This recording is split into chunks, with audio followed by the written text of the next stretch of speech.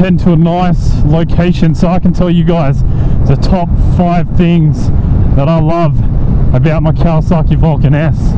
And basically in the last video, ultimately I said that this bike was so boring to ride and therefore I'm going to sell it. But when you make any significant decision like selling a beloved motorcycle, you have to give it a second chance. So I put all my prejudices aside and I jumped on this bike once again just to give it one last go. So what I did was I started riding it every day. But instead of riding it like a granny, like I usually do, and you know, just letting it be a boring old cruiser, I actually took it to some windy roads and gave it some. And I discovered that this motorbike is actually quite fun to ride, and I would be stupid in selling it. So let me tell you guys in this video, basically the top 5 things that I love about this motorbike and why, if you don't already have one, you should get one, and if you have one, you should keep it and give it a second chance like I did. So without further ado, let's get to it. So here we are, and now that we're here, I can tell you guys about the top 5 things that I love about this motorbike since I gave it a second chance. So the first thing, obviously, the performance. Now, it's a twin cylinder 650cc engine that produces 54 horsepower. And one thing that you'll notice straight away immediately off the bat is that it's got a lot of low to mid-range torque, which gives it a lot of pulling power immediately. Just watch this. I'm in like 4th gear, like let me even downshift a bit. So here you go, I'm cruising at 4,000 RPM, and now watch this, ready? Flick of the wrist, flick of the wrist, and the bike's basically like, vroom, you know what I mean? It's responding immediately. A lot of low to mid-range torque on this one. It's about 45 foot-pounds of torque at 6,000-ish RPM, which is actually pretty amazing for a 650cc motorbike. What I love is they've taken what the Ninja 650 is and kind of morphed it. When they morphed the engine to more suit a cruiser, it's got more low to mid-range torque, and that means you can have a lot more fun on it coming out of corners and stuff. It's actually quite fun. In addition to that, the motorbike has a 6-speed transmission and lets you get up to a top speed of 180 kilometers per hour. And the second thing I love is the handling, man. Like, just look at that. I'm taking these corners like a boss. I'm taking these corners like I'm on a freaking Ninja 650. And come out of the corner and boom, give it some, and it loves it. And steady acceleration in the corner, come out, give it some, and it loves it. See what I mean? You can have a lot of fun on this motorbike, and I was such a fool to think that it was a boring motorbike, because it isn't. The second thing that I love about this bike is the handling. I already told you that. And basically it's got an 18-inch tyre on the front and a 17-inch tyre on the rear. And the reason for this is because they've made it characteristic of a sports bike, which is quite inspired from the Ninja 650, and therefore it drastically improves the handling of this bike just because of the tyre setup there. It's not like your traditional cruisers where they've got a huge wheel on the front and a huge one on the back as well. They've actually balanced it out quite well just so that you can get some great handling out of this thing. It looks like these guys behind me are racing, so I might just let them overtake me if they want.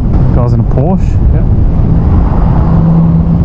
Oh, nice. Don't know what kind of Porsche that is. Oh, he just did a wheelie. That's sick. Woo! Anyway, now the third thing I love about this bike is the ergonomics, man. So basically everything's adjustable on this bike. The handlebar, the controls on the handlebars, the foot peg position, and what it does is it allows the rider from 5'6" to about 6'1" or 6'2" to easily adjust everything on this bike. Ergo fit, they call it. The ergonomics on this bike, just amazing. Really a key selling feature. And I love the riding triangle of this bike. It's quite comfortable, not for super long rides. Like, you're not going to expect it to be riding this thing for 2 hours at a time, but I mean, I've been riding this today for a solid like hour straight just to get here, and it's just been really comfortable. I've had no issues. But if you ride it for extremely long, you do notice a bit of wear and tear on your butthole. Well, not your butthole, but your butt gets quite sore. just from sitting on this seat, because there's not enough padding in it for some reason. But the actual riding triangle, when it comes to the seating position, is quite comfortable. Your feet are slightly in front, raised handlebars. It's just like sitting on a chair, basically.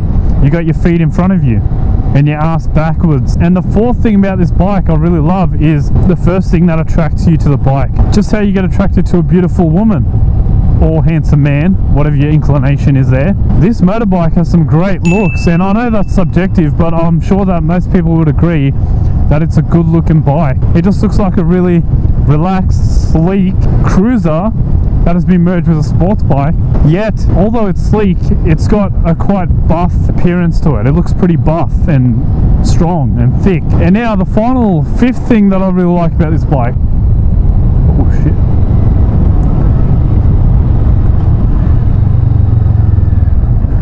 You guys alright? You didn't crash or anything, did you? You didn't crash or anything, did you? Oh crap. You alright? You're not injured or anything? No. Okay. Like About half an hour ago. Shit. Do you need a tow? No, we'll get one. Oh sweet. Alright. No, just have a good one, boys. Ride safe. Alright, see ya.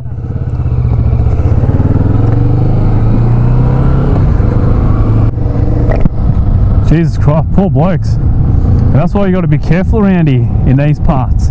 And so basically the fuel efficiency of this bike, right?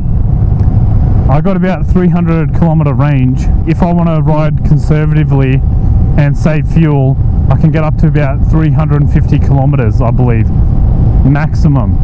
I really doubt it, but more like 300 kilometers. And that's with a full tank. That's about 50 miles per gallon. And that's also reported on Fuely.com, which is an app where riders and basically car drivers as well can post their fuel stats, how much it costed for fuel and how much average they get per vehicle. Today I'm going to show you what I don't like about the Kawasaki Vulcan S. I've been a long-term owner, 2-year owner of this bike, and let me just start off by telling you it's an exceptional bike. But there are some things that if I were a Kawasaki engineer and I actually had a brain, I would choose differently. First thing, when you look at the bike straight away, these aren't major things because you can't really find anything majorly wrong with this bike. It's just such an amazing bike. But therefore, to find things wrong with it, I really have to pinpoint certain things. Straight up, you have a look, you've got some ugly mirrors. I'm not a fan of these mirrors. Although they provide some great visibility and they do their job excellently, I just don't, personally, I don't like the look of them. But I mean, who cares about looks, right? When it comes to such a tiny segment of the bike, a little mirror. So that's something that can easily be ignored, and that's why most people don't pay much attention to it. And the next thing I don't like is the seat on this bike. So although it's got a great comfortable riding triangle and the seat is comfortable enough to sit on continuously for about an hour, after an hour your ass might get a bit sore. I only weigh about 80 kilograms, so I'm not a very heavy guy, but I'm sure there'll be people 100 kilos and well in excess of 100 kilograms riding this bike who, due to their weight, might experience a lack of padding in the seat, because even I experienced that. After about an hour of riding, I get a bit of soreness on my ass just from sitting on this for so long. And you know what, it's a sporty cruiser. It's not really designed to go on long distance motorcycle travel, although you can do that. You can basically do that on any bike. And another thing I don't like when it comes to the looks of this bike are the indicators. So if you have a look at the indicators, you've got your standard Ninja 650 / Ninja 250 style indicators that they've had since 10 years ago. Basically these alien style knobs hanging off the side, alien antennas, and they're not attractive to look at. They could have had a sleeker design when it came to the indicators, but I mean, at least they're inexpensive to replace if you drop the bike. I remember I dropped my Ninja 250 when I first started riding. I was a learner rider doing a U-turn, and it had the same kind of indicators, and basically the indicator only costed $60 to replace because they're so inexpensive. They're just made out of a bit of plastic. So that's a great little thing about them. but then aesthetically they're not too pleasing. And another thing about the bike, the exhaust sound. Basically, when you're idling and just stationary on the bike, you'll notice it's got an ugly sound effect. Although under acceleration though, so under acceleration this bike has a pretty good sound. Check it out. And I actually really like that sound. It's when you can hear the 54 horsepower kicking in with that parallel twin 650cc liquid cooled engine. So basically, if I had money to spend and I really wanted to improve this bike, I would get a new exhaust. I'd see what's on the market. There's obviously plenty on the market. I would get different mirrors. There's not really much to improve about this bike because it's just so freaking good in the first place. It's really flickable, which is what I really like. It's really flickable for a cruiser. You know, it's like its brother, the Ninja 650. Like, look at that. I just scraped the foot pegs on the ground just then. The bike has no issues with getting around these corners because it's got enough power. It's got that sports bike-like demeanor, but it's got a lot of low to mid-range torque, so you can have a different kind of fun on it. Whereas on the Ninja 650 you'd be keeping the revs quite high. On this one you can easily ease off the revs because they don't go that high in the first place, and then you can get the same kind of power quite rapidly. You always remember, look where you want to go, not where you don't want to go. Oh yes, I just remembered another thing I don't like is a turning circle. It's pretty damn wide. You struggle to do a U-turn in 6.2 meters, which is basically the turning circle that you have to accomplish to pass your test to get out of your learner license here in Australia. It's a really unique bike. Kawasaki offers a cruiser that's very sporty.